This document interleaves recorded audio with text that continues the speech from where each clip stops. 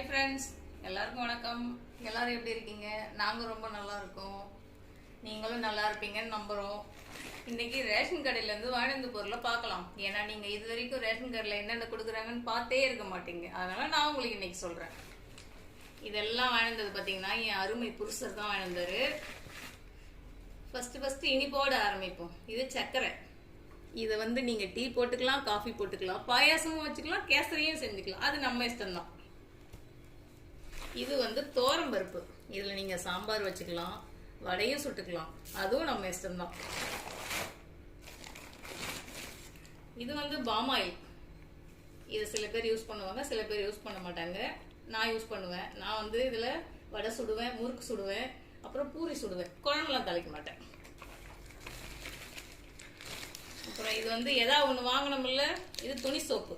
இதை வச்சு நம்ம துணி துவைக்கலாம். இது பார்த்தீங்கன்னா கோதுமை. இது ஒரு சில மாதம் கொடுப்பாங்க, ஒரு சில மாதம் இல்லைன்னு சொல்லிடுவாங்க. ஆனால் இதில் பார்த்தீங்கன்னா உங்கூட்டு குப்பை எங்கூட்டு குப்பை இல்லை, அம்பூட்டு குப்பை இருக்கும். இதெல்லாம் சுத்தம் பண்ணிட்டு மாவு அரைச்சிங்கன்னா பூரி சுட்டுக்கலாம், சப்பாத்தி சுட்டுக்கலாம். இதுதான் கோதுமை. பார்த்துக்குங்க மக்களே. அடுத்தது நம்ம மெயினான ஐட்டம் வாங்க. இது இல்லைன்னா ஒன்றுமே வேலைக்கு ஆகாது. ஏன்னா என் பையன் தோசை இட்லின்னு வாரத்தில் ஒரு 4 நாளைக்கு கேட்டுருவான். நான் ரேஷன் அரிசியில் தான் இட்லி தோசை எல்லாமே செய்வேன். இது புழுங்கல் அரிசி. பாருங்க மக்களே, இதுதான் ரேஷன் புழுங்கல் அரிசி. அப்படியே வாங்க. இது பச்சரிசி.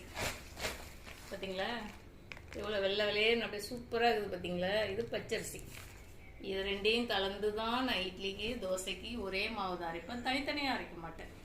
அவ்வளோதான். ரேஷன் கடையிலேருந்து வாங்கினது முடிஞ்சு போச்சு. அடுத்த வீடியோவில் பார்க்கலாம். பாய்.